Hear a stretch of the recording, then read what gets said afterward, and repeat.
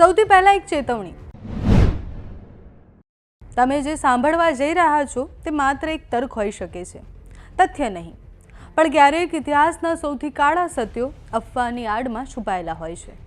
તમે ક્યારેય મોલોકનું નામ સાંભળ્યું છે? બળદ જેવો બાળકોની બલિ માંગતો રાક્ષસ. તેનો ઉલ્લેખ બાઇબલમાં છે, લેવિટિક્સ નામના ઇઝરાયલના ગ્રંથમાં છે.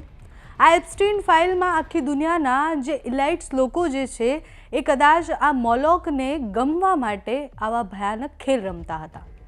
થોડા સમય પહેલાં એક છોકરીએ પ્રયત્ન કર્યો કે આ લોકો, આ ઇલાઇટ્સ લોકો જે છે એ વિચિત્ર વસ્તુઓ જે કરી રહ્યા છે એ દુનિયાને બતાવે. એ છોકરી જે થોડા સમય પહેલાં સોશિયલ મીડિયા પર એવું કહેતી હતી અને એ વિડીયો પણ વાયરલ થયો હતો કે આ બધા જ માનવભક્ષી છે.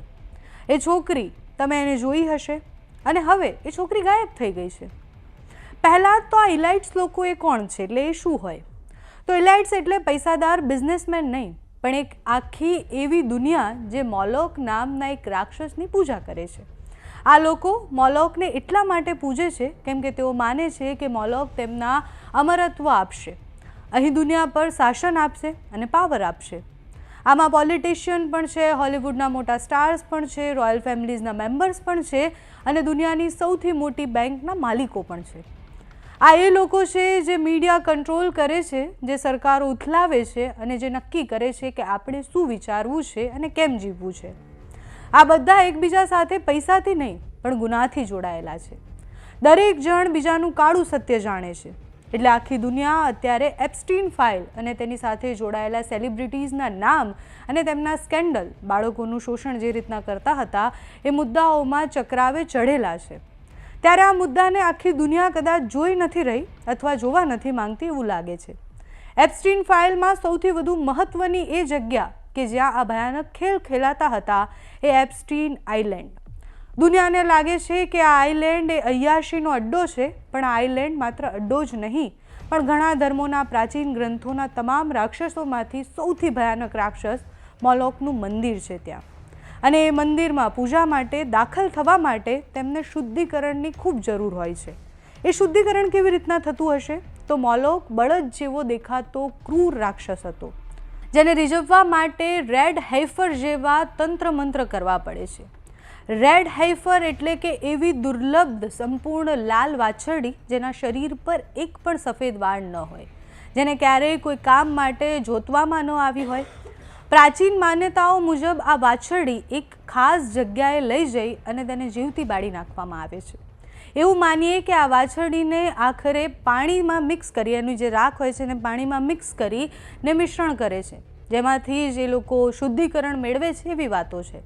અને સૌથી મહત્ત્વની વાત એ છે કે આ શુદ્ધિકરણ વગર કોઈ પણ વ્યક્તિ એ મોલોકના મંદિરમાં પ્રવેશી શકતું નથી, નવું મંદિર બનાવી શકતું નથી. મતલબ સાફ છે કે એપ્સ્ટીનને આ વિધિની જરૂર એટલા માટે હતી કે તેઓ પોતાને શુદ્ધ જાહેર કરી શકે અને એ આઇલેન્ડ પર એમના ટેમ્પલમાં મોલોકની પૂજા માટે લાયક બની શકે. બાળકોનું બલિદાન શા માટે? તો જવાબ એ છે કે મોલોકને માત્ર લોહી જ નહીં પરંતુ ફ્યુચર પણ જોઈતું હતું. તેને આ દુનિયામાંથી નિર્દોષતા ખતમ કરી દેવી હતી. આ એક સોદો છે જેનો નિયમ એકદમ સાદો છે. જો અલ્ટિમેટ પાવર જોઈએ તો અલ્ટિમેટ સેક્રિફાઈસ એટલે કે બલિદાન પણ કરવું જ પડે. એવું માનવામાં આવે છે કે જ્યારે એક નિર્દોષ બાળકનું જીવ લેવામાં આવે ત્યારે જે ઉર્જા હોય છે, જે ઉત્પન્ન થતું હોય છે, સૌથી શક્તિશાળી હોય છે. આ ઇલાઇટ્સ પાસે દુનિયાની તમામ દોલત છે, પણ તેમને તેનાથી વધારે જોઈએ છે. તેમને અમરત્વ જોઈએ છે, તેમને દુનિયા પર કંટ્રોલ જોઈએ છે અને મોલોક આ પાવર આપે છે. પણ તેમના બદલામાં તે ભવિષ્યની પેઢીનું બલિદાન માંગે છે. એટલે આ લોકો ત્યાં પાર્ટી કરવા માટે નહોતા જતા, ત્યાં પાવર ખરીદવા માટે જતા હતા. લોહીથી થતું હતું આ બધું. આઇલેન્ડ પર જવું એટલે કે એક રીતની મેમ્બરશિપની ત્યાં જરૂર હોતી હતી. જો તમે ત્યાં જઈને રિચ્યુઅલ્સમાં ભાગ લો તો જ તમે એ ક્લબનો હિસ્સો બની શકો. એટલે જ જે ઇલાઇટ્સ લોકો છે એ લોકો ત્યાં એકનું નામ બહાર ન આવે એટલે એકને બચાવવા માટે આખું તંત્ર તૂટી ન પડે એટલે બધા ભેગા થઈ અને ત્યાં એક મહાખેલ રમતા હતા. આ ખેલના મહારથી એ બધા જ હતા. એટલે આવનારા સમયમાં આ અફવા કેટલી ખોટી છે કે કેટલી સાચી છે એ જોવાનું રહ્યું. તમારું આ વિષય પર શું માનવું છે અત્યારે આ વિડીયોમાં બસ આટલું. જો તમે અમને યુટ્યુબ પર જોઈ રહ્યા હોય તો સબસ્ક્રાઈબ કરજો, ફેસબુક પર જોઈ રહ્યા હોય તો ફોલો કરજો, અમારા વિડીયોને લાઈક અને શેર કરજો.